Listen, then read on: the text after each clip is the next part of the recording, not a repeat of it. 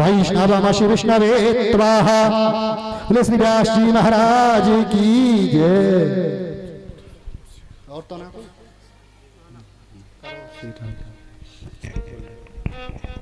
सीधा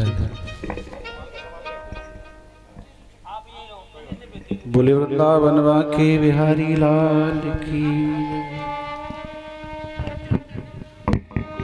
बोलिए राधा रानी सरकार की।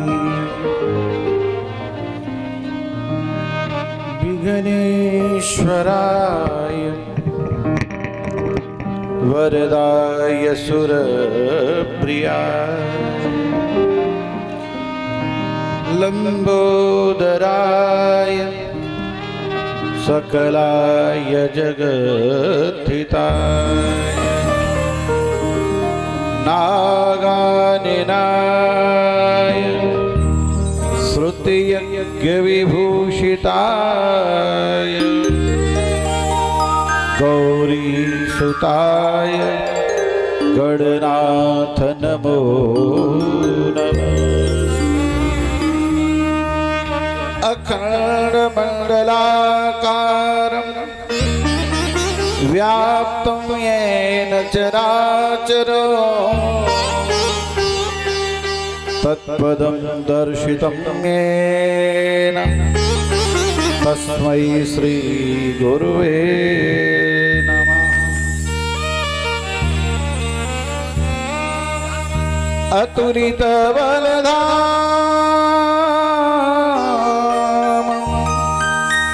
स्वर्ण शैलाभदेहो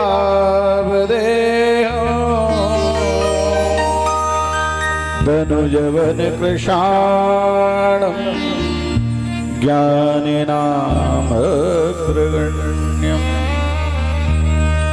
सकलगुणनिधानं वानराणाभधीशं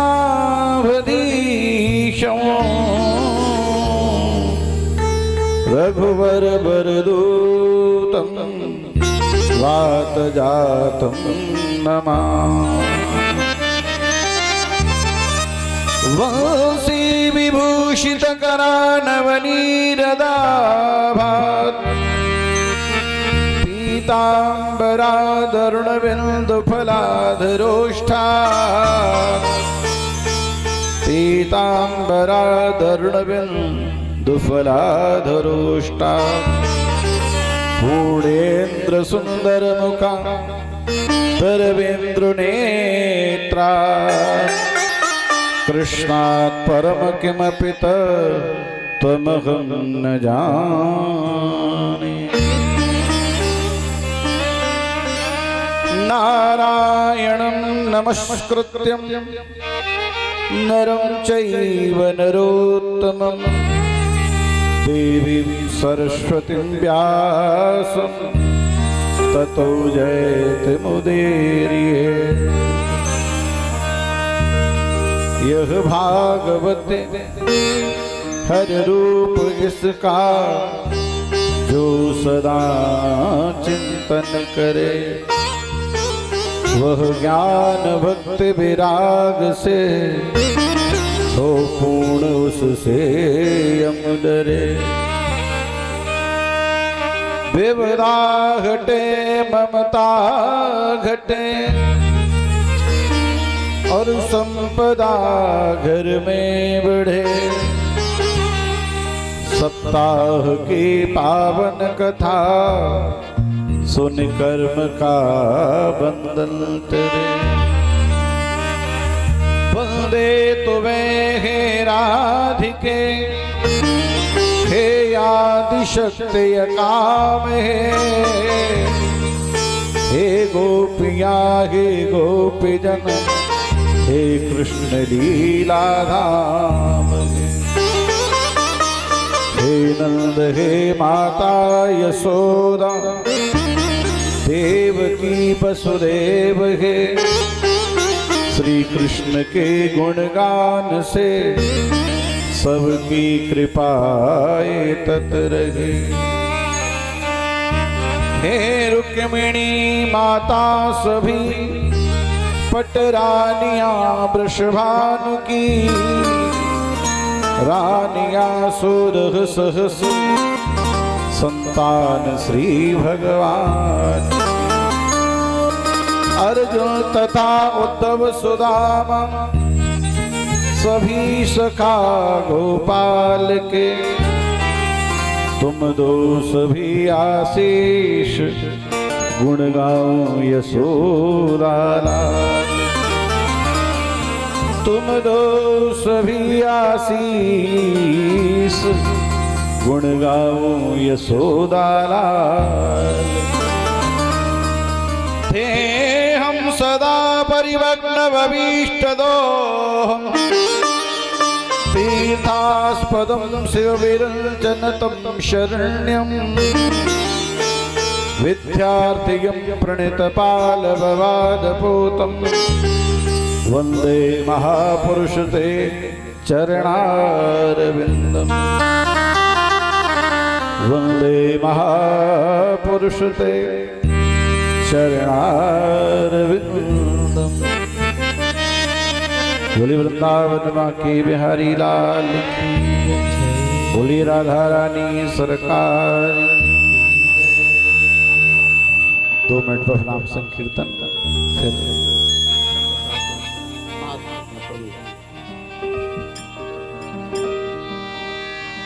जय जय राधा रमण हरि बोले। जय जय राधा रमण हरि बोल। जय जय राधा रमण हरि बोल रे। जय जय राधा रमण हरि बोल। जय जय राधा रमण हरि बोल। जय जय राधा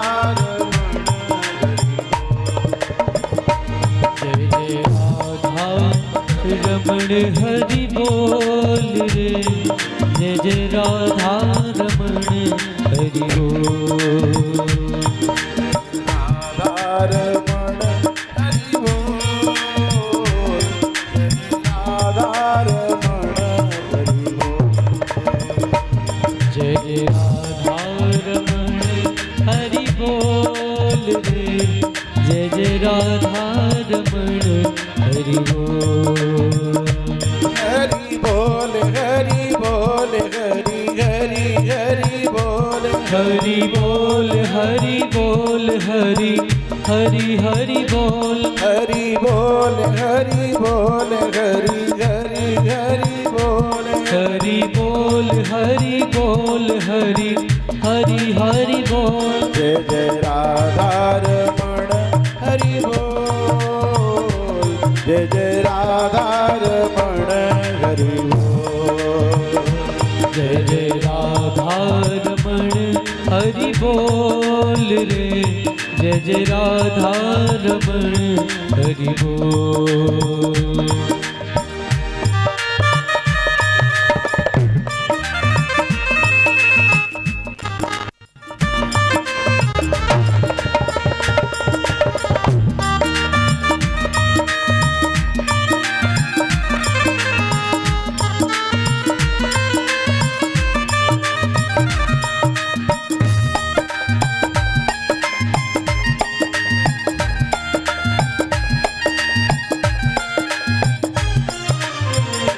जय जय राधा रमण हरि बोल। जय जय राधा रमण हरि बोल। जय जय राधा रमण हरि बोल रे। जय जय राधा रमण हरि बोल। हरि बोल हरि बोल हरि हरि हरि बोल। हरि बोल हरि बोल हरि हरि हरि बोल। हरि बोल हरि बोल हरि हरि हरि बोल। हरि बोल हरि बोल हरि हरि हरि बोल। जय जय राधा रमण हरि बोल। जय जय राधा रमण हरि बोल। जय जय राधा रमण हरि बोल रे।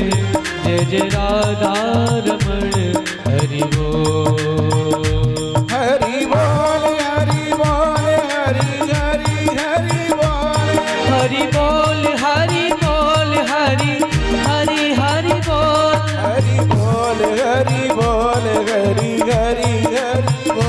हरि बोल हरि बोल हरि हरि हरि बोल। जय जय राधा रमण हरि बोल, जय जय राधा रमण हरि बोल, जय जय राधा रमण हरि बोल रे, जय जय राधा रमण हरि बोल। जय जय राधा रमण हरि बोल, जय जय राधा रमण हरि बोल, जय जय राधा रमण हरि बोल, जय जय राधा रमण हरि बोल। जय जय राधा रमण हरि बोल, जय जय राधा रमण हरि बोल, जय जय राधा रमण हरि बोल, जय जय राधा रमण हरि बोल। जय जय राधा रमण हरि बोल, जय जय राधा रमण हरि बोल, जय जय राधा रमण हरि बोल, जय जय राधा रमण हरि बोल। हरि बोल हरि बोल हरि हरि हरि बोल हरि बोल हरि हरि हरि बोल हरि हरि बोल हरि हरि हरि बोल हरि बोल हरि हरि हरि बोल हरि बोल हरि हरि हरि बोल हरि। जय जय राधा रमण हरि बोल, जय जय राधा रमण हरि बोल, जय जय राधा रमण हरि बोल, जय जय राधा रमण हरि बोल, जय जय राधा रमण हरि बोल, जय जय राधा रमण हरि बोल। बोली वृंदावन बाके बिहारी लाल की जय। जय जय श्री राधे।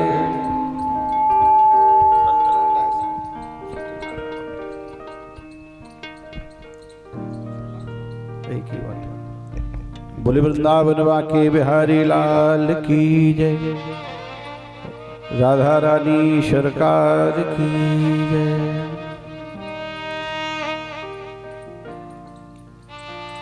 परम पावन वो क्षण जिस क्षण हम ठाकुर जी की साक्षात प्रतिमूर्ति भागवत के नीचे बैठे हैं। भागवत शास्त्र क्या है? देखो, एक अग्रदास जी महाराज हुए। अग्रदास जी महाराज ने 6 महापाप बताए। जीवन में 6 महापाप कौन से हैं, उसका वर्णन अग्रदास जी महाराज ने किया। उन्होंने कहा कि जो व्यक्ति परमात्मा के प्रसाद को अन्न समझता है या फल समझता है या मिष्ठान समझता है, वो व्यक्ति महापापी है। भगवान का प्रसाद केवल प्रसाद होता है, न रोटी होती है, न खीर होती है, न फल होता है, न मिष्ठान होता है। परमात्मा का प्रसाद केवल प्रसाद है। जो भगवान के प्रसाद में कैटेगरी करता है, वो व्यक्ति महापापी है। कोई कहे कि एकादशी के व्रत में किसी ने अन्न का प्रसाद आपको दिया, बड़ा मार्मिक सी बात है। क्या हमें उस समय उस प्रसाद को ग्रहण करना चाहिए? हम तो ये बात कहते हैं कि ये अन्न की स्थिति आई कैसे, ये विचार भी कैसे आया। अभी मेरा एक बहुत सुंदर इंटरव्यू आया था किसी नेशनल चैनल पर, तो उन्होंने मुझसे एक प्रश्न किया, क्या आप ठाकुर जी की शरण में जा चुके हैं, अपने आप को समर्पित कर चुके हैं? तो मैंने उनको कहा, जिस दिन मेरे विचार में ये विचार आ जाए बुद्धि में कि मैंने अपने आप को भगवान को सौंप दिया है, इसका मतलब ये है कि अभी मैं परमात्मा के उस मार्ग में बढ़ा ही नहीं हूं। क्योंकि जहां मैं है वहां तो परमात्मा है ही नहीं। जहां मैं था तब हरि नहीं, अब हरि है मैं ना। सब अंधियारा मिट गया, दीपक रेखा मान। अगर कहीं मैं हूं इसका मतलब यह है कि अभी ठाकुर की शरणागति नहीं है। मैंने समर्पण किया, मैंने ये किया, मैंने भगवान का भजन किया, इसका मतलब अभी तुम उस क्लास में ही पहुंचने के लायक नहीं थे। तो ये कैटेगरी करने का अधिकार हमें किसने दिया? प्रसाद केवल प्रसाद होता है, न अन्न है, न फल है, न मिष्ठान है, वो केवल प्रसाद है। दूसरी, जो परमात्मा के चरणामृत को पानी समझता है वो व्यक्ति महापापी है। अग्रदास जी महाराज ने कहा कि अकाल मृत्यु हरणम सर्व व्याधि विनाशनम विष्णुर चरणामृतम पित्वा पुनर्जन्मन विद्यते। जिस चरणामृत का पान करने से जीव को पुनर्जन्म नहीं होता, वो परमात्मा का चरणामृत पानी कैसे हो सकता है? केवट से भगवान राम ने कहा, केवट बेगियानी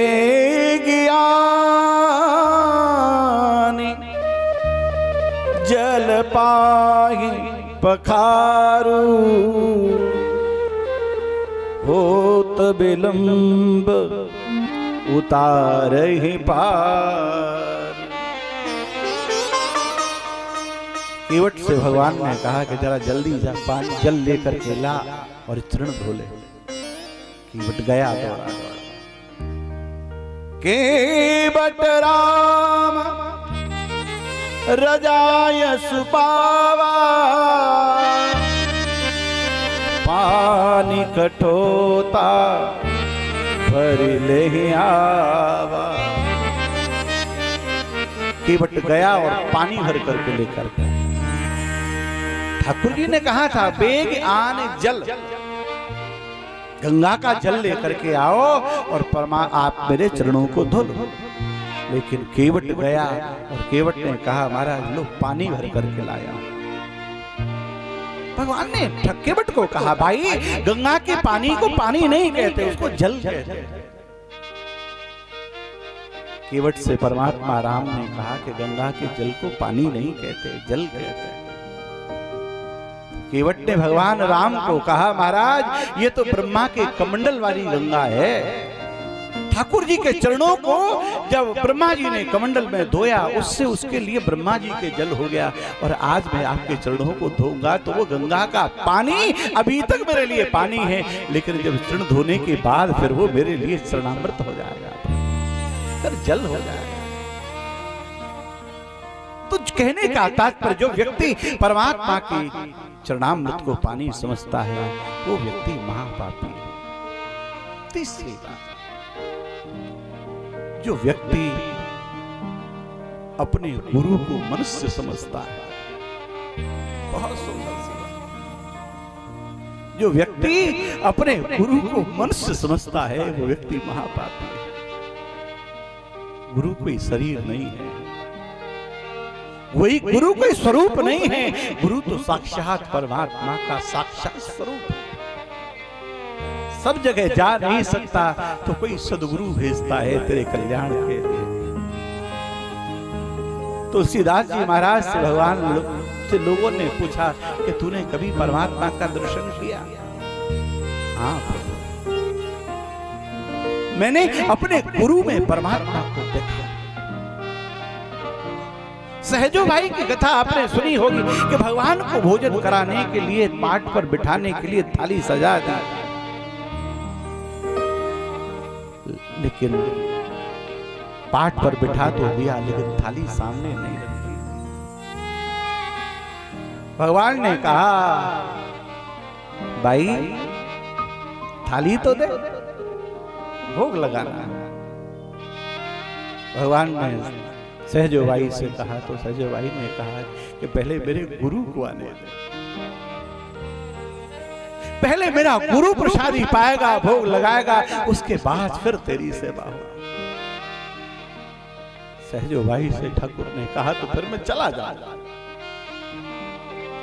मुझे प्रतीक्षा करने की आदत नहीं है, मैं फिर चला जाऊंगा। सहजो भाई ने कहा तो जा,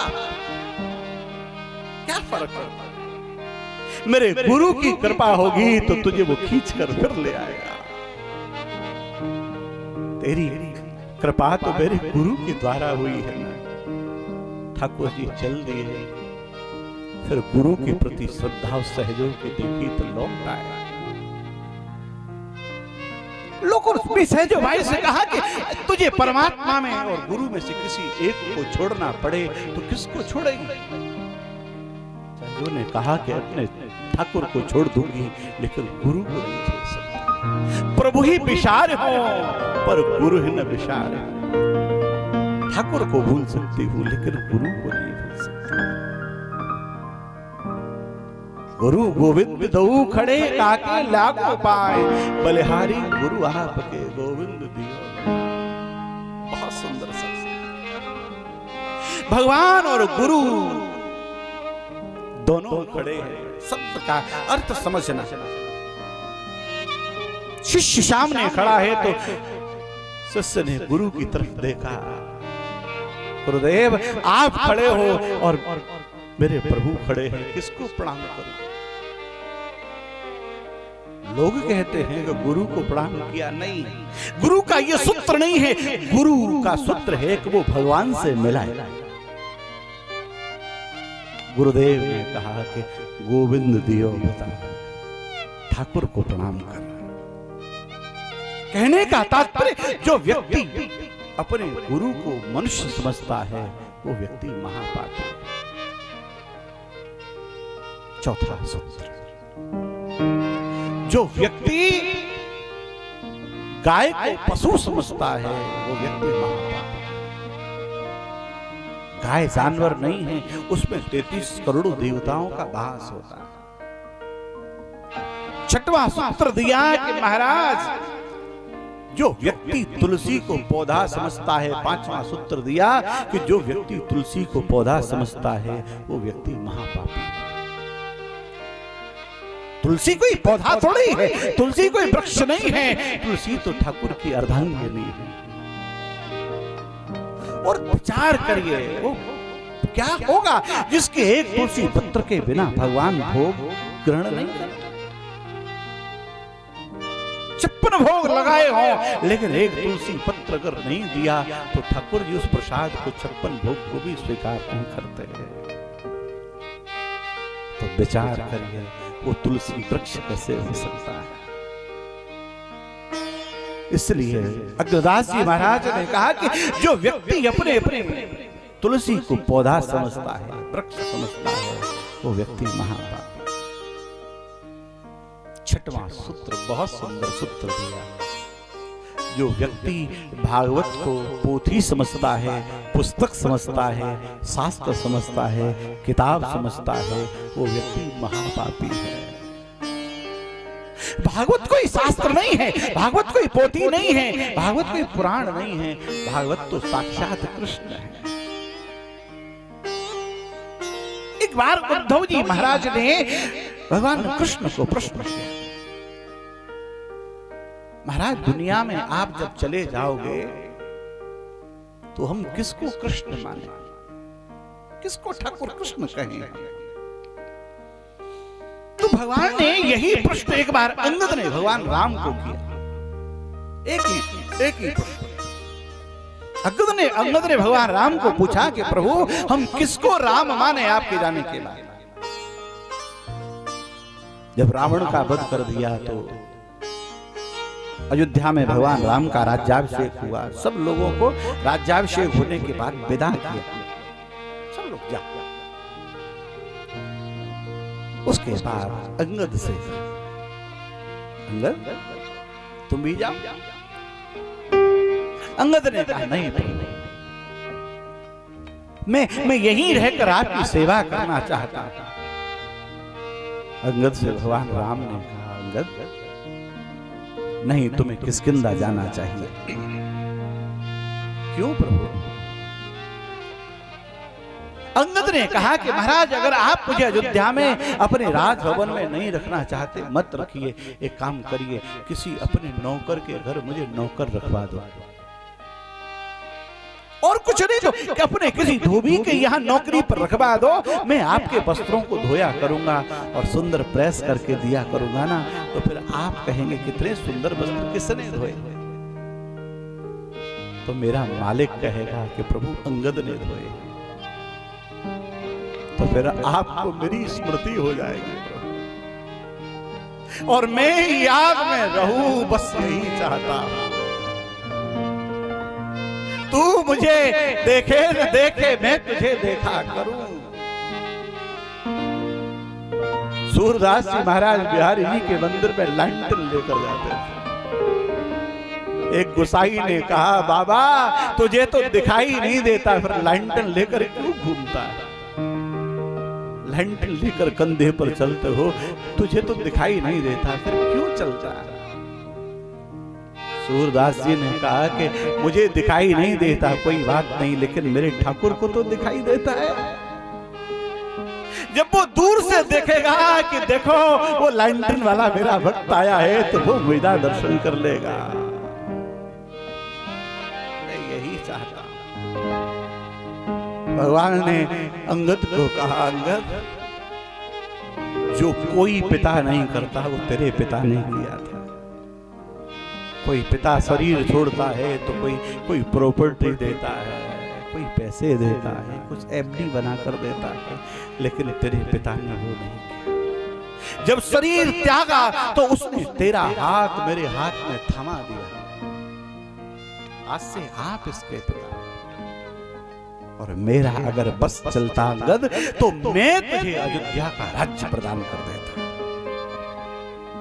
लेकिन भरत अवधवासी मानेंगे लिए नहीं, इसलिए मैं चाहता हूं तू किसकिंधा जा। दुनिया फिर कौन मेरी शरण में आएगा? दुनिया ये कहेगी देखो बाली ने अंगद का हाथ राम के हाथ में सौंपा और क्या किया, नौकर बना दिया। फिर कौन हाथ सौंपेगा, कौन मेरी शरणागति करेगा? इसलिए मैं चाहता हूं अंगद तू राज्य पद ग्रहण कर। अंगद ने उस समय भगवान को कहा, मालिक बताइए अब मैं, जब मुझे आप किसकिंधा में नजर नहीं आओगे तो मैं बताइए किसको राम मानूं, किसको राम समझूं? और यही जवाब जो भगवान कृष्ण ने दिया वही अंगद से भगवान राम ने कहा। राम बिलोकनी बोलनी चलनी, सुमेरे सुमेरे सोचत हंसे मिल। भगवान ने कहा अंगद जिसकी दृष्टि में प्रेम है, जो दुनिया को देखे लेकिन प्रेम से, और इस स्थिति पे देखे और दीवाना कर दे, शायद उसको जादू आए। एक ने बहुत सुंदर सा एक सूत्र दिया, जलवा दिखाने वाले रुख पर नकाब क्यों? जलवा दिखाने वाले रुख पर नकाब क्यों? गणका से कुछ न पूछा हमसे हिसाब क्यों? गणका से कुछ न पूछा फिर हमसे हिसाब। अंगद ने कहा कि महाराज जिसकी, भगवान राम कहने लगे जिसकी नजर में प्रेम है, जो सब में परमात्मा को देखता है, जिसकी दृष्टि में प्रत्येक व्यक्ति में परमात्मा का वास है, समझ लेना अंगद वो राम है। बिलोकन बोलन चल। दूसरा सूत्र दिया, जिसकी वाणी में माधुर्य है, जो दुनिया से बोले और बोलते के साथ ही सबको अपना करते। किसी किसी की वाणी ऐसी होती है कि कहीं झगड़ा न हो रहा हो तो हो जाए। कुछ लोग तो भगवान के पहले रूप को ही देख करके पागल हो जाते हैं। एक बहुत सुंदर सूत्र दो, जिसमें 3 गुण हो, समझ लेना वो राम है, वो भगवान कृष्ण है। पहला रूप, ठाकुर जी के रूप को देख करके राक्षस भी मोहित हो जाया करते थे, पागल हो जाते थे। पहला रूप और दूसरी शीलता, सरलता। लोगों में रूप बहुत होता है लेकिन सरलता नहीं होती। देखो रावण को देखो, कितना सुंदर, 10 सर 20 भुजाएं, अजब मुकुट धारण करके चलता होगा, गजब लगता होगा। और तो और परशुराम जी महाराज को देखिए, कितना सुंदर, इतने सुंदर के ऐसा लगता है जैसे किधर से निकले तो लगता है कि सूर्योदय हो गया। बल इतना कि 21 बार धरती को छत्रियों से विहीन कर दिया, लेकिन शीलता नहीं है। जब बोलते हैं तो ऐसा लगता है जैसे आग उगल रही है, जिसमें 3 गुण एक साथ विद्यमान हो। पहला रूप, दूसरा शील और तीसरा बल। अगर रूप होगा, शीलता होगी तो बल नहीं होगा, बल और रूप होगा तो शीलता नहीं होगी।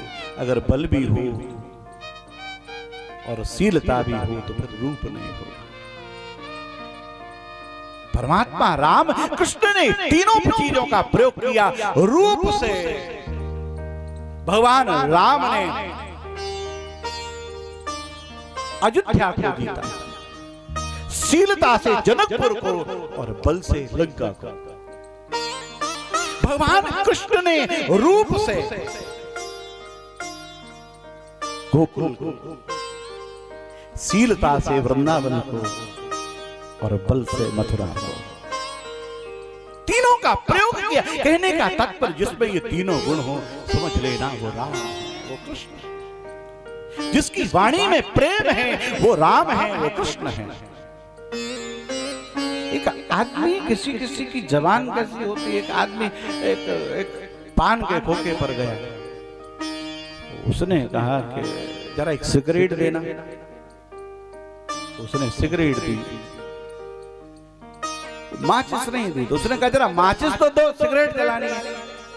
उसने कहा कि क्या करोगे माचिस का, ये जो बगल में आदमी खड़ा है ना, इसकी जीभ से रगड़ो, जल जाएगा।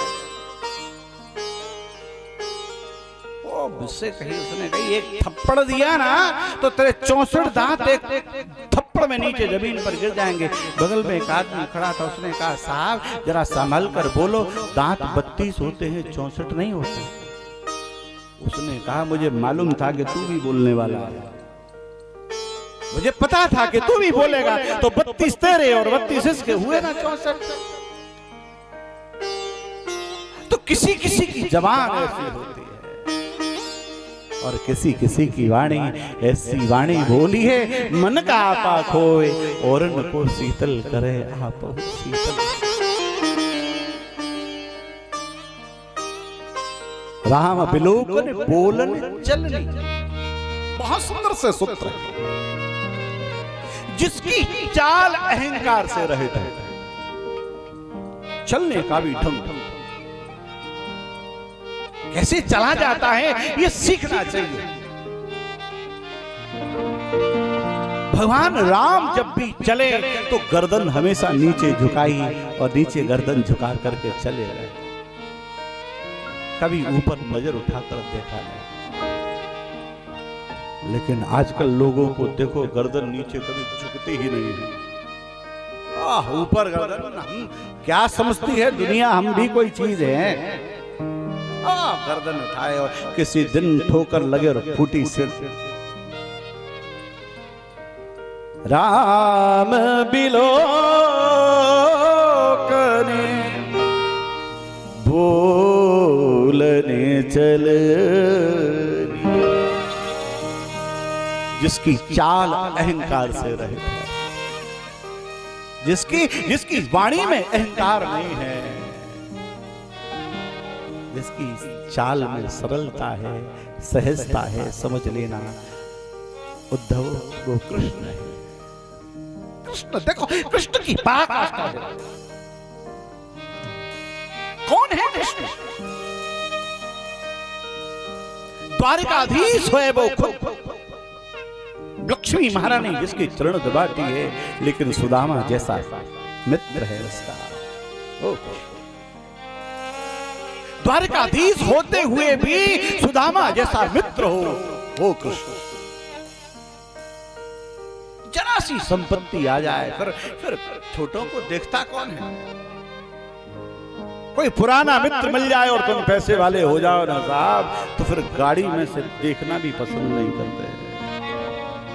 लेकिन कृष्ण वो है जो द्वारकाधीश होते हुए भी सुदामा जैसा मित्र जिसका हो। देखो, सुदर्शन चक्र जिसकी आज्ञा में खड़ा रहता हो, सुदर्शन चक्र जिसकी उंगली में समाहित है और सामर्थ्यवान है, लेकिन वो कृष्ण 99 गालियां सुनने तक शांत रहता है, उसको कहते हैं कृष्ण। एक गलती पर सर काटने की सामर्थ्य रखता है अगला, एक गलती पर सर काटने की सामर्थ्य रखता है, लेकिन फिर भी वो गर्दन झुकाए 99 गालियों को सुनता रहे, वो कृष्ण। कृष्ण की पराकाष्ठा है। सुदर्शन चक्र जिसका शस्त्र हाथ में हो, लेकिन वो कृष्ण बगल में बंसी लगाए घूमता हो, उसको कृष्ण कहते हैं। वो प्रेम है। बात चल रही थी जिसकी चाल अहंकार से रहे थे, समझ लेना उद्धव वो कृष्ण है। तीसरी बात और आगे, जो अपने शत्रु को जाकर के पहले से मिले, अपने दुश्मन को भी जाकर के जो पहले से मिलता है अंगद, समझ लेना वो राम है, वो कृष्ण। जरा सी बात पर टेढ़ा मुंह करके चला जाए उसको कृष्ण नहीं कहते। एक दिन एक कथा आती है, एक अकबर बादशाह के यहाँ एक बहुत सुंदर एक कांच था, एक हीरा, बिल्कुल एक जैसी आकृति से। अकबर ने कहा, बताओ जितने भी सब बैठे हो राजभवन में, बताओ इसमें से कौन हीरा कौन कांच? जो बताएगा 1000 असरफियां उसको इनाम में दी जाएंगी, लेकिन गलत कर दिया साहब तो फिर मौत मिलेगी। कौन जाए परीक्षा देने? घबरा गए सब लोग, कोई गया नहीं। तो एक अंधा संत आया और अंधे संत ने अकबर को कहा, महाराज मैं बताता हूं कौन हीरा कौन कांच। बादशाह ने कहा कि अगर गलत बताया तो तुझे प्राण दंड मिलेगा, जानते हो ये इतनी आंख वाले नहीं पहचान पाए, तू कैसे पहचाने? वो सूरदास संत ने कहा कि जो भी परिणाम हो, लेकिन मैं बताना चाहता हूं। गया और जाकर दोनों पर हाथ रखा, और जो कांच था और जो हीरा था, जिसमें हाथ में हीरा आया, उठा करके सूरदास ने कहा, महाराज ये हीरा है। दंग रहे, इतनी बड़ी बड़ी आंख वाले नहीं बता पाए। इस अंधे को दिखाई भी नहीं देता, कैसे बता दिया इसने? उसने कहा, लगता है कि मेरी राजभवन में कोई द्रोही है जिसने बता दिया होगा कि जिसके सीधे हाथ पर रखा है वो हीरा है। अकबर ने कहा, सच बता, तुझे कैसे पता चला कि ये हीरा है? तो सूरदास ने कहा, महाराज जो जरा सी गर्मी पाकर के गर्म हो जाए वो हीरा नहीं हो सकता, वो तो कांच ही होता है। जो जरा सी परिस्थितियों में भड़क जाए, उबाल आ जाए, वो व्यक्ति भगवत भक्त नहीं हो सकता, वो तो संसारी हो सकता है। जो शत्रु को पहले से जाकर के मिले, समझ लेना अंगद वो राम है, वो कृष्ण है। उद्धव जी महाराज ने कृष्ण को कहा, अंतिम में उद्धव जी महाराज से भगवान कृष्ण ने कहा कि उद्धव, ये भागवत शास्त्र में ठाकुर जी ने कहा कि ये साक्षात मैं हूं। धुंधकारी को भगवान गौकर्ण जी महाराज ने कई बार गीता का पाठ सुनाया, गीतार पाठर महुर महुर, लेकिन फिर भी कल्याण नहीं हुआ। लेकिन धुंधकारी को जब भागवत शास्त्र सुनाया तो सामने प्रकट हो गया, खड़ा हो गया। तो तो लोगों ने पूछा है महाराज क्या गीता भगवान इस भागवत शास्त्र से बड़ी है? ये भागवत शास्त्र से बड़ी है क्या गीता? तो कौन बड़ा कौन छोटा ये कहने अपराध लगे, लेकिन एक बात बताऊं,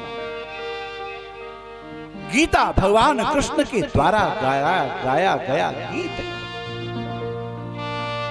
भगवान कृष्ण ने जो कुरुक्षेत्र की भूमि में 700 श्लोक जो अर्जुन को सुनाए, वो गीता भगवान कृष्ण के द्वारा गाया गया गीत है। और भागवत शास्त्र भगवान साक्षात कृष्ण है। कोई गीत गाए और फेमस हो जाए तो गीत बड़ा या गीत गाने वाला? गीतोपनिषद है गीता, और भागवत शास्त्र साक्षात भगवान कृष्ण है। तो बात चल रही थी, छठवां सूत्र दिया गुरुदास जी महाराज ने, जो व्यक्ति भागवत को पोथी समझता है वो व्यक्ति महापापी है। इसलिए जिस पर कृपा ठाकुर की हो जाए और राधा रानी कृपा करे और भागवत की शरण में बैठ जाए, इससे बड़ा ही और कोई साधन नहीं हो सकता। श्री राधे कीजे कृपा की को, श्री राधे कीजे कृपा की को, श्री राधे कीजे कृपा की को, श्री राधे कीजे कृपा की को, श्री राधे कीजे कृपा की को।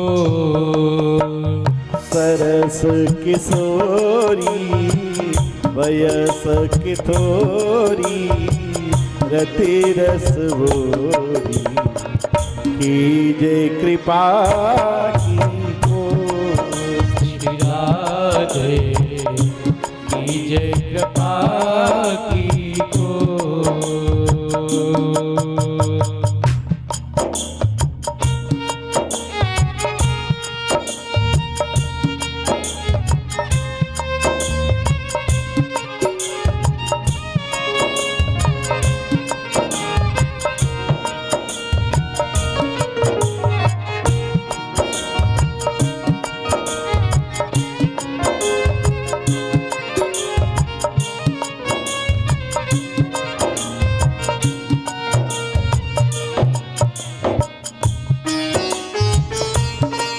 श्री राधे कीजे कृपा की को, श्री राधे कीजे कृपा की को। करत अधम नहीं नेक अघाव, भजन करन में ना मन को लगाऊं। करत अधम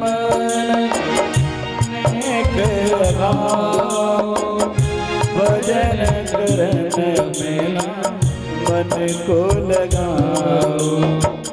रति रस भोरी लकी मोरी, रति रस भोरी लकी मोरी। कौन निहारे दीन जनने कियो, श्री राधे कीजे कृपा की को, राधे कीजे कृपा की को।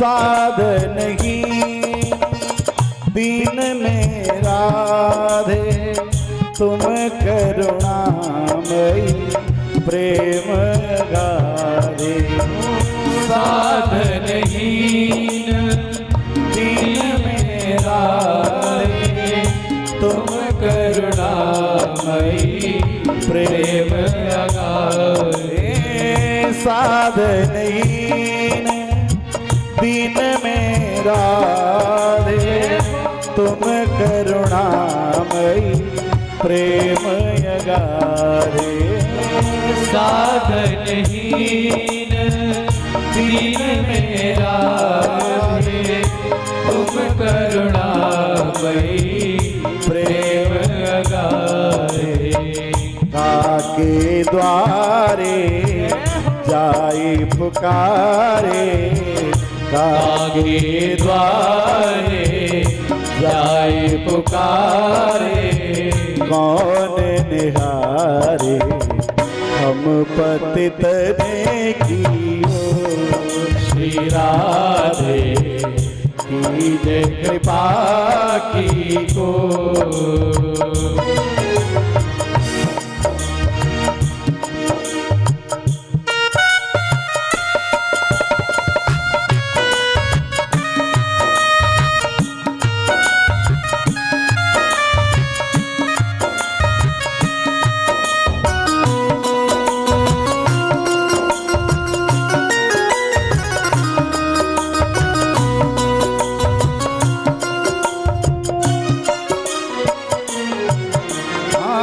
राधे नामे दीक्षा दीजे कैसे हूँ मोए अपनो कर लीजे ओ राधे नाम की दीक्षा लीजे कैसे मोए अपनो कर लीजे राधे नामे की दीक्षा दीजे कैसे मोए अपनो कर लीजे रति रस बोरी लखी ममोरी रति रस बोरी लखी ममोरी पति तन सिर हो श्री राधे कीजे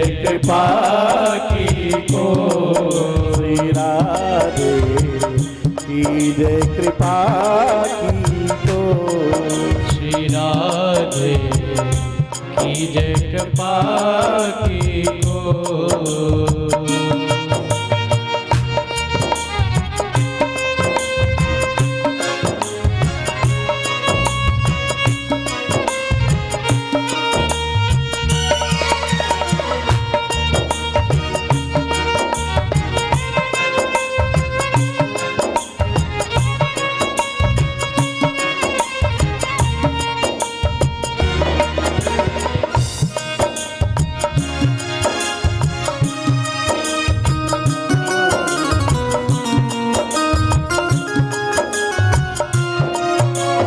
राधे कीजे कृपा की को श्री राधे कीजे कृपा की को सरस किशोरी वयस की थोरी रति रस भोरी कीजे कृपा की को श्री राधे कीजे कृपा की को श्री राधे कीजे कृपा की को श्री राधे कीजे कृपा की को। एक बार तेरी कृपा की दृष्टि हो जाए। एक बात और बताऊं,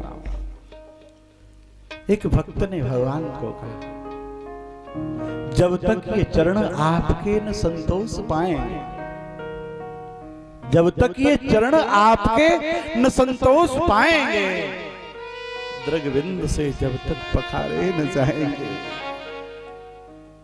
आपको आदत पड़ गई है ठाकुर भक्त के आंसुओं से आपको चरण धुलवाने। जब तक ये चरण आपके न संतोष पाएंगे, दृगविंद से जब तक वो पखारे न जाएंगे। जब तक ठाकुर जी की कृपा नहीं होती तब तक इस भागवत शास्त्र की कृपा भी नहीं होती। भागवत शास्त्र साक्षात कृष्ण। लोग कहते हैं हमने इतनी कथा सुन ली, बस बहुत सुना। लेकिन भगवान वाल्मीकि जी महाराज ने भगवान के रहने की कुछ जगह बताई। भगवान वाल्मीकि ने कहा, भगवान राम ने जब वाल्मीकि को पूछा कि मैं कहां रहूं, मुझे जगह बताओ, तो भगवान राम से प्रश्न किया, पहले महाराज वो जगह बताओ जहां आप नहीं हो। जहां नहीं हो वो जगह में आपको बताऊं, लेकिन आप तो हर व्यापक सर्वत्र समान। लेकिन अगर संसारी होकर के पूछते हो तो जवाब सुनो। जीने के श्रवण समुद्र समान, जीने के श्रवण समुद्र समान,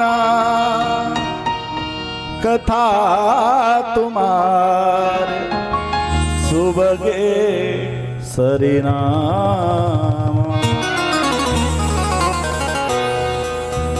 भरही निरंतर होइन पूरे, भरही निरंतर होइन पूरे, तिनके ही बसे हो तुमरू। जिसने अपने कानों को समुद्र बना दिया, और समुद्र कभी नदियों से ये कहता है बस फुल हो गया अब नहीं, वो तो कहता है और।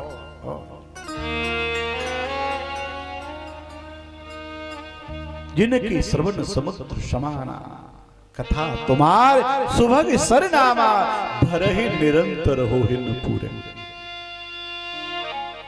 कथा सुनते सुनते जो कभी अघाए नहीं, ऐसे भक्त के हृदय में आप निवास करो। भगवान की कथा से 4 चीजें मिलती हैं। पहला, अंतःकरण की शुद्धि। शरीर की शुद्धि स्नान से हो सकती है, लेकिन अंतःकरण की शुद्धि तो ठाकुर की कथा से होगी। दूसरा, चरित्र की शुद्धि। जो भगवान की कथाओं का, चरित्रों का गुणगान सुनता है, वो व्यक्ति कभी चरित्रहीन नहीं होता। तीसरा, भगवत प्रेम की प्राप्ति। भगवत प्रेम की प्राप्ति अगर करनी है तो आपको ठाकुर की कथा सुननी ही पड़ेगी। कैसे जानोगे? क्योंकि जाने बिनु न होए प्रतीति, बिन प्रतीत होए नहीं प्रीति, और प्रीत बिना नहीं भगत दृढ़ाई। जब तक जानोगे नहीं तब तक प्रेम नहीं, और जब तक प्रेम नहीं तब तक भक्ति नहीं, और जब तक भक्ति नहीं साहब तब तक फिर जीव का कल्याण नहीं। एक ही साधन, एक ही उपाय भगवान शंकर ने पार्वती को कहा, जहां लगी साधन वेद बखानी, जहां लगी साधन वेद बखानी,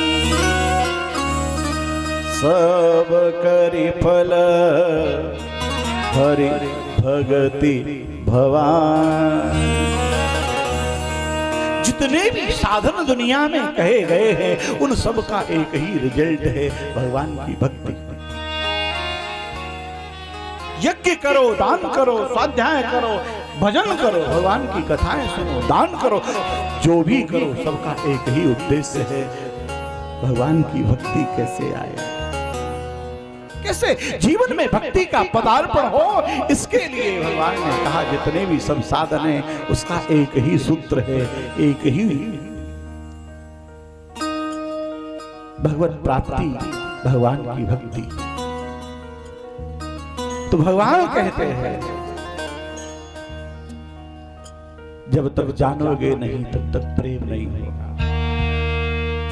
और चौथा सूत्र है भगवत प्राप्ति। भगवान की कथा सुनते सुनते इतना हृदय द्रवित होने लगे, अश्रुधारा बहने लगे, फिर समझ लेना अब ठाकुर जी हमारे बहुत नजदीक है। इतना द्रवित होने लगे। भगवान ने क्या है सूत्र दिया, भागवत का पहला सूत्र, सच्चिदानंद रूपाय, सच्चिदानंद रूपाय विश्वोत्पत्त्यादि हेतवे तापत्रय विनाशाय श्री कृष्णाय वयं नमः।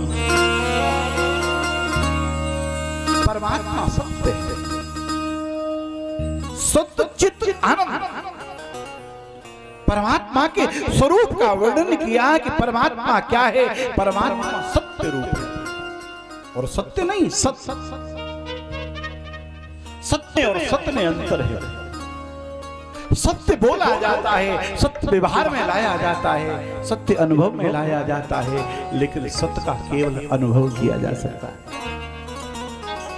सत्य कहते हैं सार को। पहले दवाइयों पर लिखा रहता था ना ये फलाने का सत्य है, सत्य कहते हैं सार। परमात्मा सार है। भागवत का प्रथम श्लोक, तेजो वारिमृदां यथा विनिमयो,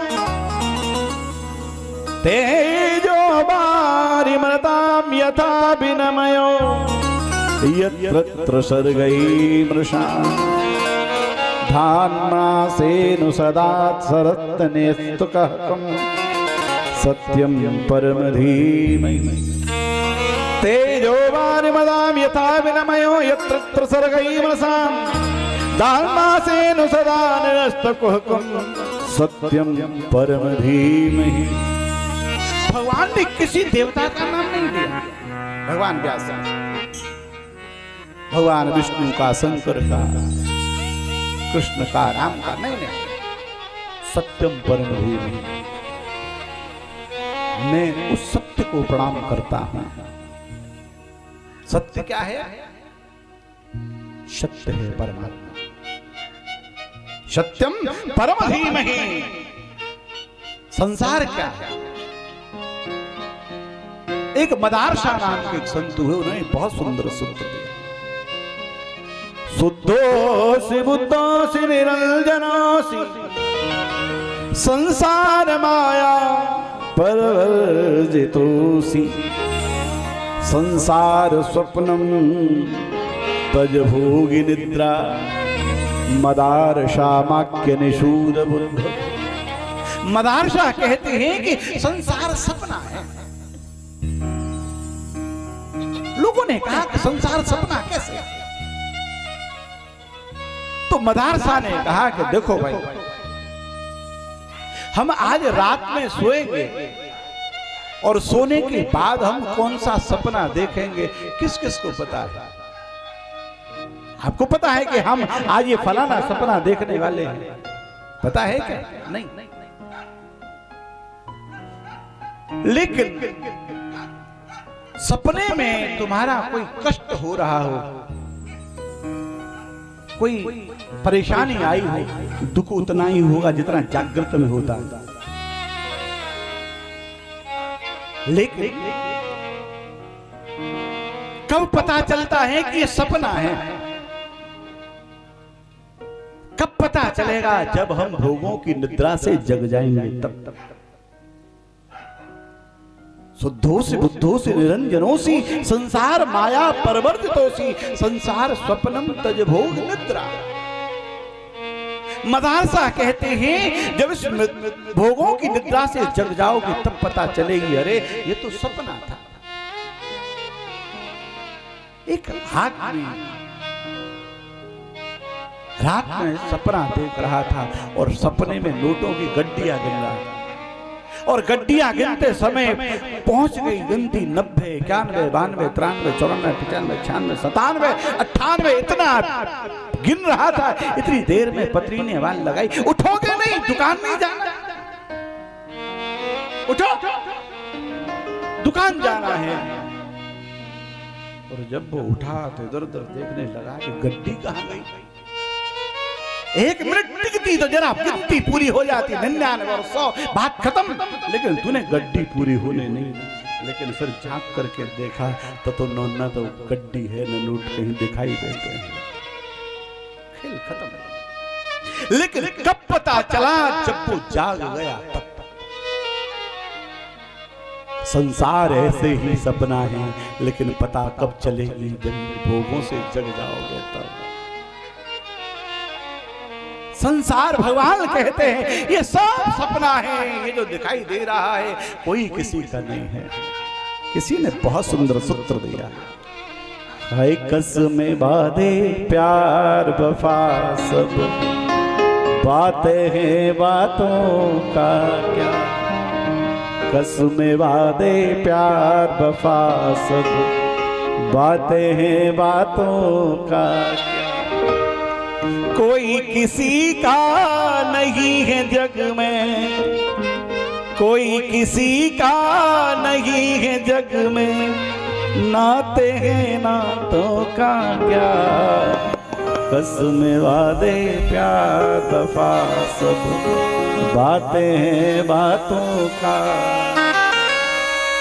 ये मेरा बाप है, ये मेरी पत्नी है, ये मेरा बेटा है। कोई जब चले जाओगे तो फिर कोई नजर नहीं आएगा। खेल खत्म।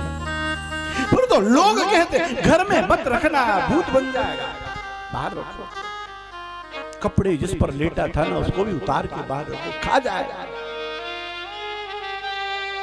जिस शरीर से तुम इतना प्रेम करते थे, मल मल के साफ किया, आज वो तुम्हारे लिए इतना शत्रु हो गया। कोई किसी का बाप सपने में आ जाए तो डर जाए। लोग मेरे पास आते हैं, महाराज आजकल हमारे पिताजी हमको बहुत दिखाई देते हैं, डर लगता है। जिसने पैदा किया, जिसने पाल पोस करके इतना बड़ा किया, वो तेरे सपने में आते हैं तो डर लगता है। समझते नहीं हो, ये संसार सब स्वार्थ का है, सबको अपना अपना उल्लू सीधा करना है। एक दिन एक आदमी, एक बालक रोज सत्संग में स्वामी जी के पास जाया करता है। 4-5 दिन के लिए नहीं गया तो स्वामी जी ने पूछा, बेटा क्या हुआ? उसने कहा, बाबा मेरी सगाई हो गई। अरे वाह, बहुत बढ़िया, सगाई हो गई, अच्छा है। हमसे गया, सगाई हो गई इसका मतलब हमसे गया। फिर आया तो फिर 15-1 महीने के बाद आया तो स्वामी जी से कहा, स्वामी जी ने कहा क्या हुआ? महाराज जी अब तो शादी हो गई। तो स्वामी जी ने कहा परिवार से गया, अभी तक तो हमसे गया था, अब परिवार से भी चला गया। थोड़े दिनों के बाद बच्चे हो गए तो स्वामी जी से कहा, महाराज अब तो मेरे बेटा हुआ है। तो स्वामी जी ने कहा तो अब तू अपने आप से भी गया, अब फिर अपने लिए जीता नहीं है, फिर औलाद के लिए जीता है, अब उससे भी गया। स्वामी जी से एक दिन महाराज ने कहा कि ये सब दुनिया संसार बेकार है बेटा, कोई किसी का नहीं है। तो उसने कहा आप ऐसा कैसे बोलते हो? मेरी पत्नी मुझे कितना प्यार करती है, एक दिन कह रही थी मैं आपके लिए प्राण दे सकती हूँ। बेटा मेरी गोद में बैठता है कितना आनंद आता है, आप इसको बेकार कैसे कह सकते हो? स्वामी जी ने कहा देखना चाहता है। हाँ? स्वामी जी ने कहा मैं तुझे योग सिखाता हूं, और योग सिखाया। और योग सिखाने में 15 मिनट सांस खींच ली, सांस खींच करके लेट गए। पूरा परिवार रोने लगे। अब कौन कमाएगा? एक बेटा था, क्या होगा? सब लोग रोने लगे। तो कहा कि वो बाबा जी बहुत इससे प्रेम करते थे, वो स्वामी जी बहुत प्रेम करते थे, उनसे कहो ना कुछ करें। स्वामी जी को बुलाया, स्वामी जी गए। स्वामी जी से मां ने कहा महाराज कैसे भी कुछ करो, देखो आपके सामने आपका चेला पड़ा है, कुछ तो करो। पत्नी रोने लगी मैं अब किसके लिए जीऊंगी, मैं तो मर जाऊंगा। मां कहने लगी मैं तुझसे पहले मर जाऊंगा। स्वामी जी ने कहा कोई मत मरो, सब जने मत मरो, एक जनो कोई देखते हैं, कुछ उपाय करते हैं। तो स्वामी जी ने क्या किया, एक दूध का कटोरा लिया, और दूध का कटोरा लेने के बाद स्वामी जी ने उस लड़के के ऊपर से 7 बार ऐसे ऊपर से नीचे तक उसार दिया। 7 बार उसारने के बाद स्वामी जी ने कहा एक काम करो, इस कटोरे के दूध को जो पिएगा वो मर जाएगा और ये ठीक हो जाएगा। बताओ कौन पीता है? मैंने इसमें ऐसा मंत्र डाला है कि अब इसको जो पिएगा वो मर जाएगा और ये जिंदा हो जाएगा। मां से पूछी तू पी ले, बूढ़ी है। मां ने कही देखो बाबा मेरे पति को दिखाई नहीं देता, बहु कर्कशा है, इनकी सेवा कौन करेगा, मेरे तो बस का नहीं है। पत्नी से कही कि तू तो प्राण दे रही थी, तू भी पी ले इसको। पत्नी ने कही देखो महाराज मैं मर गई तो ये तो दूसरों ब्याह कर लाएंगे, और मेरा छोटा छोटा छोरा है वो जाने कैसा कष्ट देगी इसको, मेरे बेटे को रोज परेशान करेगी। महाराज मैं ना पी सकूं, मैं जई के सारे सब जने ने कही ये काम कर बाबा तुम्हारे तो आगे पीछे कोई ना, एक काम करो तुम ही पी ले जाए। तुम बेकार में किस से पूछते फिर रहे हो, आपकी अवस्था भी पूरी हो गई, ये काम करो तुम ही पी ले। स्वामी जी ने लड़के को कहीं खड़ा हो जाओ, देख लिया कौन किसका है। लड़का खड़ा हुआ और खड़ा होकर सब छोड़ करके चला गया। हम बहाने बनाते हैं साहब के हम इससे इतना प्रेम करते हैं, कोई किसी को प्रेम नहीं करता। इसलिए भगवान कहते हैं संसार को समझो। 2 चीजें हैं, संसार को जानिए और परमात्मा को मानिए। संसार को जानो और परमात्मा को मानो, लेकिन हम उल्टा करते हैं, संसार को माने बैठे हैं और परमात्मा को जानने की चेष्टा करते हैं। परमात्मा जानने का विषय नहीं है, परमात्मा मानने का विषय है। परमात्मा को मानिए, बात खत्म। हम संसार को माने। किसी ने गोद में बेटा बिठाया और किसी ने पूछा ये बेटा किसका, एक क्षण में कहेगा ये मेरा बेटा, क्या वास्तव में पता है ये तेरा है? पत्नी ने कह दिया कि महाराज ये तेरा बेटा है तो मान लिया, लेकिन सारे संत कहते कहते मर गए कि परमात्मा तेरा है, उसको नहीं माना। किसी संत की कोई सुने कोई माने तब ना। आजकल संतों को लोग डराने के लिए काम करते हैं। एक दिन मैं ट्रेन में जा रहा था, इलाहाबाद मेरी कथा थी, तो गर्मी का मौसम था, तो मैं ऐसे दुपट्टा डाल करके बैठा, तो उसका एक बच्चा छोटा सा बैठी थी वो मैया, तो वो बच्चा रोने लगा। तो वो बच्चे को कहने लगी चुप है जा, बाबा जी पकड़ ले।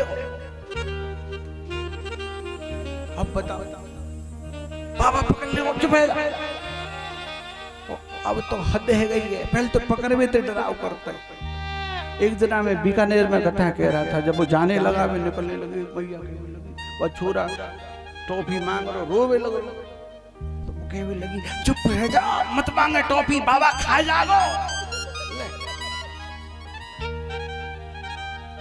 अब बताओ, ये है बाबा जी खाएंगे?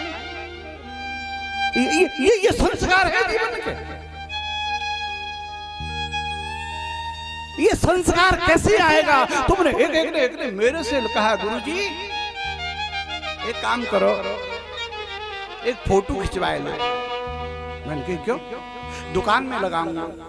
मैंने बड़ा वक्त है, मेरा दुकान में फोटो लगाएगा? मैंने कि काहे के लिए यार, मंदिर में ठीक है भाई। ना गुरुजी बार बार सौगंध खाए कौन काम है मेरो? सौगंध खाए तेरी सौगंध यार, इतने कपड़ा है मेरो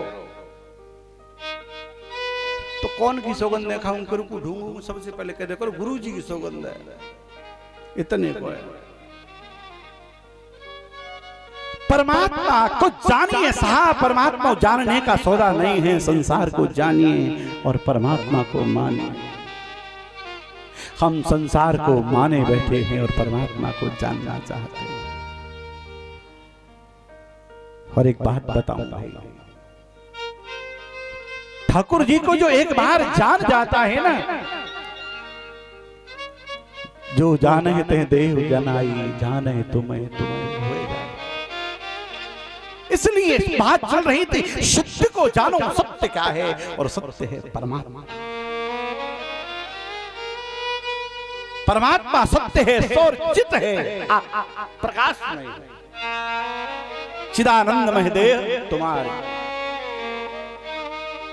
और आनंद स्वरूप है। परमात्मा 6 ब्रह्म बताए हैं। विज्ञानु ब्रह्मेत विजाना, विज्ञान भी ब्रह्म है। शब्दो ब्रह्मेत विजानाम, शब्द ब्रह्म है।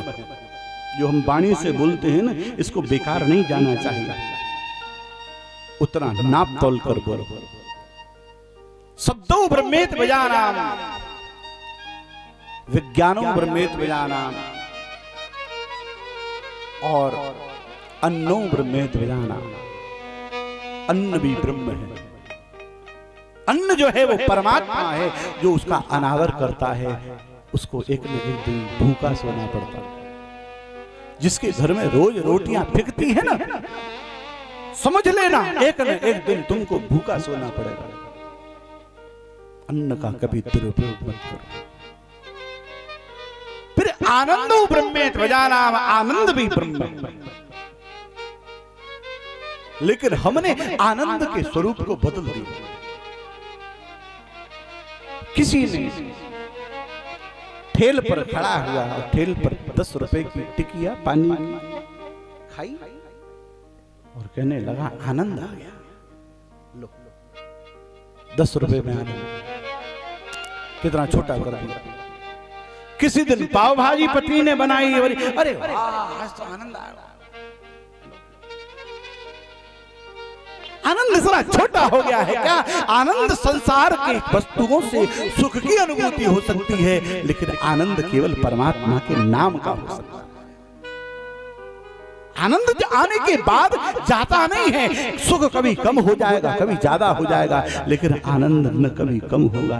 ज्यादा तो हो सकता है आनंद, परमानंद तो हो सकता है, लेकिन डिमोशन नहीं हो सकता। सच्चिदानंद रूपाय विश्वोत्पत्त्यादि हेतवे तापत्रय विनाशाय श्री कृष्णाय वयम्। तीनों प्रकार के ताप को, सत्य को, एक बहुत सुंदर सूत्र। पहला सूत्र है सत्य बोलो। सत्यम ब्रूयात्, सच बोलिए। लेकिन शास्त्र कहता है अप्रियम सत्यम न ब्रूयात्, अप्रिय सत्य मत बोलिए। जिसके बोलने से दूसरे को कष्ट हो, कृपया ऐसा सच भी मत बोलो। तो लोगों ने कहा कि फिर सच न बोले, कि उस समय क्या करना चाहिए? उस समय यह करना चाहिए कि जीव को फिर मौन हो जाना चाहिए। हमारे बोलने से अगर किसी का अहित होता है तो कृपया ऐसा सच भी मत बोलो। सत्यम ब्रूयात्। दूसरी दूसरा चरण है सत्यम ब्रूयात और दूसरा आगे का चरण है प्रियम ब्रूयात। सच बोलिए और दूसरा प्रिय बोलिए। अप्रिय सत्य कभी आचरण में न लाए। सत्यम ब्रूयात, प्रियम ब्रूयात और तीसरा चरण है फिर हितम ब्रूयात। पहला सच बोलो, दूसरा प्रिय बोलो और तीसरा हितकारी बोलो। हमारे सच बोलने से अगर किसी का अहित हो जाता है तो कृपया ऐसा सच भी मत बोलो। सत्यम ब्रूयात, प्रियम ब्रूयात, हितम ब्रूयात और चौथी बात फिर मितम ब्रूयात। सच बोलिए, प्रिय बोलिए, तीसरा हितकारी बोलिए और चौथा कम बोलिए। जरूरत है तो बोलो, अगर जरूरत नहीं है तो बिल्कुल मत बोलो। जो व्यक्ति ज्यादा बोलता है, जिसको सच बोलना चाहिए, बोलने का प्रयत्न करे, उस व्यक्ति को चाहिए कि वो कम बोले, क्योंकि ज्यादा बोलेगा तो फिर कहीं न कहीं असत्य निकलेगा। तो सत्यम ब्रूयात, प्रियम ब्रूयात, हितम ब्रूयात और फिर मितम ब्रूयात। हितकारी बोलिए और कम बोलिए। और जो व्यक्ति ज्यादा बोलता है, ऐसे व्यक्ति की बात का महत्व खत्म हो जाता है, उसका प्रभाव नहीं रहता। कोई बाप अपने बच्चों को हर समय बोलता रहे, ये करता है, ये करता, पर वो बेटा माँ को कहे, माँ देखो ना पिताजी फिर शुरू हो गए, तो वो माँ कहेगी तुझे तो पता है इनकी आदत है, बोलने दे, इनकी तो आदत है, बोलने दे, इग्नोर कर। उस व्यक्ति की बात का महत्व खत्म हो जाता है। इसलिए सत्यम ब्रूयात, प्रियम ब्रूयात, हितम ब्रूयात और मितम ब्रूयात। ज्ञान के बिना भक्ति अंधी है, वैराग्य के बिना भक्ति पंगु है। हमारी भक्ति कभी कभी मार्ग दूषित कर बदल लेती है। जहां भक्ति होनी चाहिए वहां नहीं होती, और जहां होनी चाहिए वहां नहीं होती, और जहां नहीं होनी चाहिए वहां हो जाती है। कभी कभी तीन चीजें हैं, मन, बुद्धि, चित्त। मन की बात 50%, 40% सच होती है, और बुद्धि की बात 70% सच होती है। क्योंकि पतंजलि योग दर्शन कहता है निर्णायका बुद्धि, जो डिसीजन पर लेकर के जाए, निर्णय कराए, वो बुद्धि। और भगवान ने जो वस्तु दी है उसका प्रयोग करना ही चाहिए। और तीसरी स्थिति है चित्त। निर्णय लेने के बाद पुनः चिंतन किया जाए कि हमारा डिसीजन कहीं गलत तो नहीं है। और फिर आती है बात आत्मा की। मन की बात 30-40%, बुद्धि की 50% और चित्त की 90% और आत्मा की 100% बात सच होती है। लेकिन कभी कभी हमको लगता है हमारे भीतर की आवाज आ रही है, ये काम हो ही जाएगा, लेकिन फिर भी नहीं होता, फिर भी निर्णय गलत हो जाता है। इसका मतलब क्या हुआ? आत्मा की बात गलत हो ना,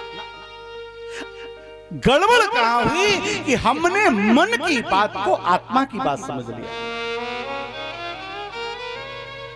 इतना सा गड़बड़ हो गया कि हमने हमारी बुद्धि पर आत्मा का मन का आवरण चढ़ गया और हमने मन की बात को आत्मा की बात समझ लिया, इसलिए निर्णय गलत। अगर आत्मा की बात आवाज होती तो 100% सच होती। ऐसी है तीनों प्रकार के ताप, आदि दैविक, दैविक और भौतिक, तीनों प्रकार के तापों को नष्ट करने वाले।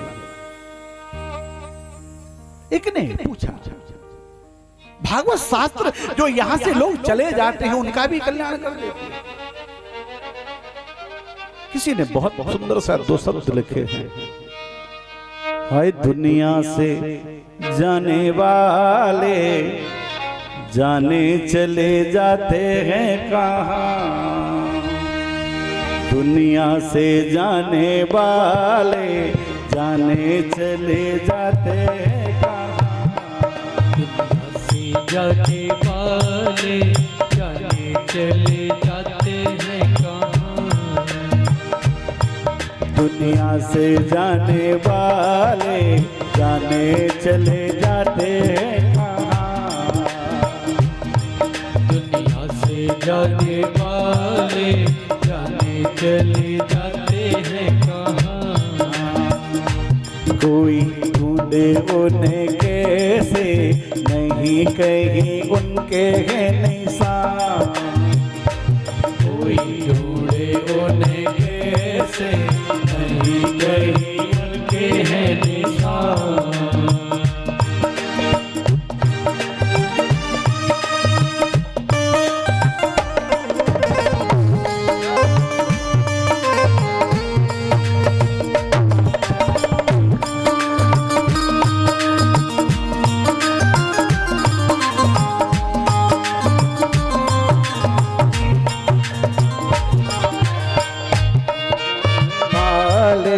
जाने चले जाते हैं कहाँ। दुनिया से जाने वाले जाने चले जाते हैं कहाँ। कोई उन्हें कैसे नहीं कहीं उनके हैं निशान। कोई ढूंढे उन्हें कैसे नहीं कहीं उनके हैं निशान।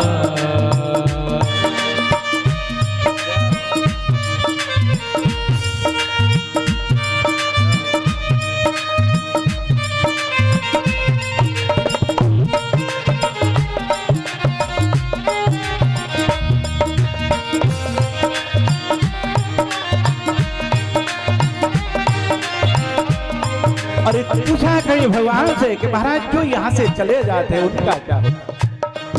तो भगवान ठाकुर जी ने कहा कि ये भागवत शास्त्र उस जीव का भी कल्याण कर देती है जो यहाँ से चले जाते हैं।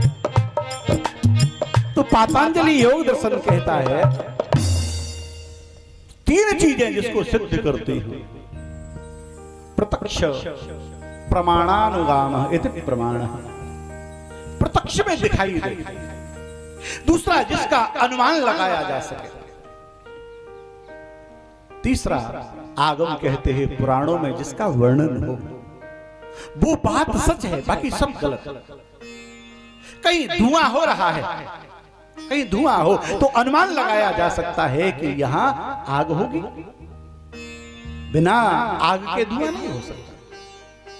प्रत्यक्ष में दिखाई दे और फिर भी समझ में ना दिखाई समझ में आए तो उंगली लगा करके देखो, जले तो है, नहीं है तो नहीं, न जले तो भगवान सूत जी महाराज ने कहा कि शास्त्रों में ऐसा वर्णन आता है कि भागवत शास्त्र के नीचे जो चले गए हैं वो भी बैठ जाते हैं तो उसका भी कल्याण हो जाता है। तो सूत जी महाराज से कहा जरा सुना। तो आत्म सुखदेव जी सूत जी महाराज ने कहा कि एक आत्मदेव नाम के संत हुए। आत्मदेव नाम के संत के परम भक्त परम भागवत कोई वृक्ष लगाए तो उस वृक्ष को फल नहीं आए, फूल नहीं आए।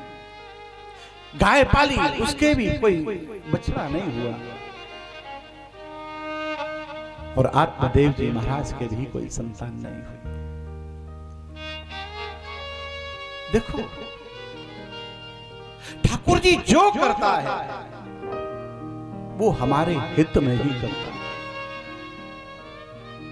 रामचरितमानस का सूत्र है कि विप्रधेनु सुर संत हित लिन्ह मनुज अवतार। गायों के लिए, ब्राह्मणों के लिए, संतों के लिए और देवताओं के लिए परमात्मा हित करने के लिए आया। एक बात बताइए, परमात्मा अहित किसका करता है? परमात्मा किसी का अहित नहीं करता, वो प्रत्येक व्यक्ति का हित ही करता है। लेकिन बुद्धि हमारी ऐसी है कि हमें उस हित में अहित दिखाई देने लगता है। कोई घटना हो जाए तो लोग कहते हैं भगवान ने ये बहुत बुरा किया, ये अच्छा नहीं किया। एक बात को बहुत सुंदर बात बताओ। लोग भगवान में गलतियां निकालने लगे। ठाकुर जी की गलती 1 मिनट में बता दे, भगवान ने जेल छोड़ नहीं किया। एक दिन 2 व्यक्ति बड़े होशियार, दोनों जने बैठे। उसने कहा कि यार कुछ शोध किया जाए, कुछ चीज अलग देखी जाए। उसने कहा अच्छा चलो देखते हैं। दोनों जने गए और एक बेल झोपड़ी पड़ी थी, झोपड़ी पर बेल लगी, चढ़ गई ऊपर और उसके ऊपर काशी फल लगा हुआ ऊपर। तो एक व्यक्ति ने, जो दोनों जने थे, उसे एक मित्र ने दूसरे से कहा ठाकुर जी ये गलती लिख ले। क्या? इतनी कमजोर सी बेल और इतना बड़ा फल, ये कोई अकलमंदी है? मोटी सी बेल बनाता मोटा सा फल बनाने के लिए, ये क्या तरीका है? उसने कहा यार बात बहुत सुंदर कही थी, निर्णय तो वास्तव में गलत है। इतनी पतली सी बेल और इतना बड़ा फल। लिख ले, नोट करी गलती, भगवान की गलती। थोड़ा आगे बढ़ा, गर्मी पड़ रही थी, एक आम का पेड़, थक गया तो चलते चलते उसने कहा जरा हवा चल रही है, आम के पेड़ के नीचे लेट जाए। देखा आम का पेड़ इतना बड़ा, छोटा सा आम। उसने कहा लिख दूसरी गलती, इतना बड़ा पेड़ इतना सा फल, ये कोई तरीका है? ये कोई निर्णय है? बड़ा सा फल लगाता। हाथ नीचे किया और नीचे करते के साथ ही ऊपर से एक कच्चा आम नाक पर गिरा। जो ही नाक पर आम गिरा, दिल मिला गया। कच्चा आम, कमजोर सी सेंसिटिव आंख, घबरा गया। अरे ये तो गड़बड़ हो गई। चिल्लाते कहीं सबको मिटा दे, ये जो गलतियां लिखी सब मिटा। क्यों? अरे पागल, अगर इस पे काशी फल का फल लगा दिया होता तो मर गया। अब तक इस पे इतना बड़ा फल लगा दिया होता भगवान ने, तो अब तक तो नाक टूटी थी, अब तक मर गया होता। तो भगवान जो करता है, विप्रधेनु सुर संत हित लेना मनुज अवतार। परमात्मा प्रत्येक व्यक्ति का हित करता है। हमको गलत दिखाई देता है। एक बात सुन, एक व्यक्ति को बुखार आ गया, 1 दिन 2 दिन 3 दिन 4 दिन, उसके बाद उसका एक नाती आया, एक रसगुल्ला लिया और रसगुल्ला दे करके बाबा को कहा बाबा ये रसगुल्ला खाओ। बाबा ने रसगुल्ला खाया और नाती ने पूछा बाबा स्वाद कैसा है? बाबा ने कहा बेटे कड़वा कड़वा लग रहा है। क्या वास्तव में रसगुल्ला कड़वा है? नहीं है ना। रसगुल्ला तो मिठाई है। असली बात में रसगुल्ले का स्वाद नहीं गया है, चक्कर क्या पड़ गया है कि तेरी जीभ का स्वाद खराब हो गया है। रसगुल्ला तो मिठाई है, असली बात यह है कि तेरी जीभ का स्वाद खराब हो गया है, इसलिए तुझे मीठा रसगुल्ला भी कड़वा नजर आ रहा है। जब हमारी जीभ का स्वाद खराब हो जाता है तो हमें परमात्मा में भी गलतियां नजर आती हैं। सबका, प्रत्येक, मैंने कहा ना, प्रत्येक व्यक्ति का हित करता है, प्रत्येक। देखो लेकिन हित करने का हिसाब अलग है। एक व्यक्ति डॉक्टर के पास गया, पेट में दर्द हो रहा था। डॉक्टर ने क्या किया, एक बेलारगत की गोली दी और पेट का दर्द बंद कर दिया। ठीक, थोड़ी देर बैठ गए। थोड़ी देर बाद दूसरा मरीज भी गया पेट दर्द का। डॉक्टर ने गोली नहीं दी, इंजेक्शन लगाया और इंजेक्शन लगाने के बाद ठीक कर दिया, वो भी बैठ गया। तीसरा आया पेट दर्द का रोगी, तो भगवान उस डॉक्टर ने कहा ओहो तेरा तो ऑपरेशन करना पड़ेगा। वो दोनों को देख रहा था। डॉक्टर से कहा, साहब आपने इसको गोली दे करके ठीक कर दिया, इसको इंजेक्शन लगा करके ठीक कर दिया, मुझसे क्यों दुश्मनी पाल रहे हो, मेरे पेट को क्यों फाड़ना चाहते हो? डॉक्टर ने कहा कि इसका रोग इतना था कि गोली से ठीक हो गया, इसका रोग इंजेक्शन से ठीक होने वाला है, लेकिन तेरी अपेंडिक्स इतनी बढ़ गई है, अगर फट गई तो फिर मर ही जाएगा, इसलिए मुझे तेरा ऑपरेशन करना पड़ेगा। डॉक्टर किसी का दुश्मन थोड़े ही है, जैसा रोग वैसा इलाज। संतों पर आशीर्वाद के द्वारा ठाकुर जी कृपा करते हैं, संसारियों पर कष्ट देने के बाद भगवान कृपा कर देते हैं। थोड़ा सा कष्ट दिया और बुद्धि शुद्ध हुई और लाइन पर आ गए। संसारियों को कष्ट देने के बाद ठीक कर देते हैं और राक्षसों को मारने के बाद ठीक कर देते हैं। परमात्मा सबका हित ही करना है, असली बात है जिसका जैसा रोग वैसी दवाई।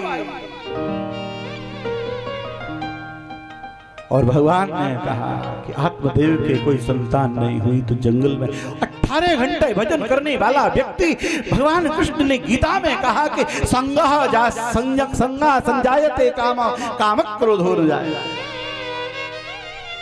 कोई दुनिया में ऐसा पैदा ही नहीं हुआ जो संग पाकर के बिगड़ा या सुधरा। संगा संजायते काम काम क्रोधो न जायते। आत्मदेव जी महाराज से लोगों ने कहा इसकी शकल नहीं देखनी चाहिए, इसके कोई संतान नहीं है। भगवान के पास गए तो ठाकुर जी से कहिए, प्रभु दुनिया कहती है कि जिसके पुत्र नहीं होता उसकी गति नहीं होती। भगवान से आत्मदेव है, देखिए जैसा नाम वैसा गुण होना चाहिए, लेकिन आंखों का अंधा नाम नहीं सुन। भगवान विचार करने लगे कि संतान उत्पन्न करने से जीव का कल्याण नहीं होता, जीव का कल्याण होता है भगवान का भजन करने से। कुत्ते बिल्ली एक बार में कितनी लाइन लगा देते, उनका कल्याण तो सबसे पहले होना चाहिए। कल्याण तेरा होगा तेरे भजन करने से। और आत्मदेव जी महाराज ने भगवान को कहा, रोने लगे और आज भगवान से जाकर के जंगल में खड़ा हो गया, मरना चाहता था। आत्मदेव जी महाराज से एक संत का रूप धारण करके भगवान आए, जंगल में रो रहा था। संत ने सोचा कि कोई ब्राह्मण रो रहा है मेरे लिए, दौड़े दौड़े क्या हुआ, भगवान की याद आ रही है? नहीं तो मेरे कोई संतान नहीं है। स्वामी जी ने कहा, अरे यार ये तो दुनिया के लिए रो रहा। चलो चलने लगे तो आत्मदेव जी ने कहा कि मैं मर जाऊंगा, अगर मेरी बात नहीं सुनी तो मैं मर जाऊंगा और पाप आपको लगेगा। लौटे क्या चाहता? मुझे संतान चाहिए। तो भगवान ने कहा कि 7 जन्म तक तेरे संतान नहीं है, 7 जन्म तक तेरे जीवन में संतान है ही नहीं।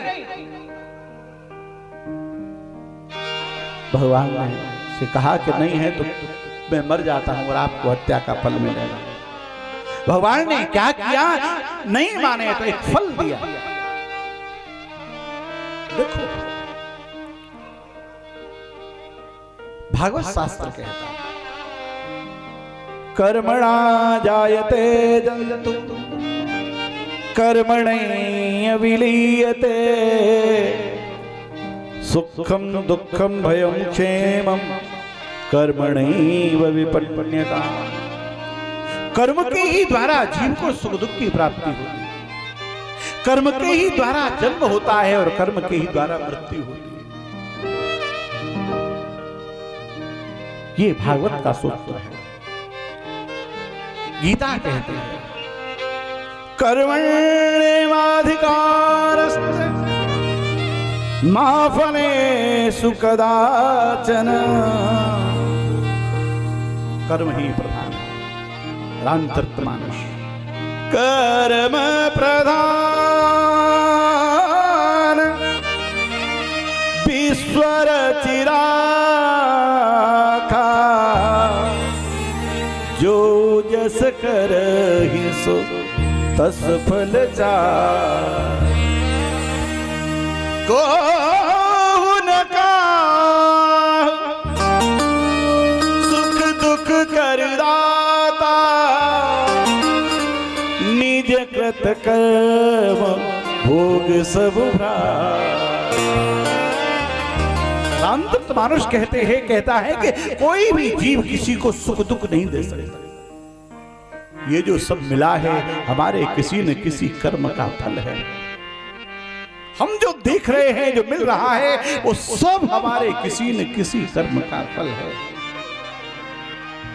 एक पड़ोसी भी आया है ना बगल में, वो भी हमारे किसी न किसी कर्म का फल है। हम कभी करके आए होंगे तो वो सब, पुत्र मिला है, पत्नी मिली है, भाई मिला है, ये तुम्हारे किसी न किसी कर्म का फल है। और कर्म के फल को जब तक भोगोगे नहीं तब तक कटने वाला नहीं है। भगवान कर्म का फल प्रदान करते हैं। जो तुमने किया है उसका फल तुमको मिलेगा, और बिना किए का फल परमात्मा किसी को नहीं देता। मंदिर में नाक रोज जाकर के रगड़ो और ये टिकनी सी घिस जाए, मांगते मांगते फिर भी ठाकुर जी नहीं देगा। कब देगा? जब तुमने कुछ किया होगा। बिना किए का फल परमात्मा किसी को कुछ दे ही नहीं सकता। और करने के बाद उसकी, मैं क्या कहूं, फिर बहुत बेकार सी बात कह दूं, उसकी औकात नहीं है तो जो हमारे किए गए कर्म को रख ले, देना पड़ा। देखो, भौमासुर नाम के राक्षस को ब्रह्मा जी ने तपस्या की, ब्रह्मा की, और ब्रह्मा की तपस्या करने के बाद भौमासुर ने वरदान मांगा कि मैं जिसके सर पर हाथ रख दूं वो भस्म हो जाए। जानते थे गड़बड़ करेगा, मां जानते थे कि गड़बड़ करेगा, लेकिन फिर भी कर्म किया था तो वरदान देना।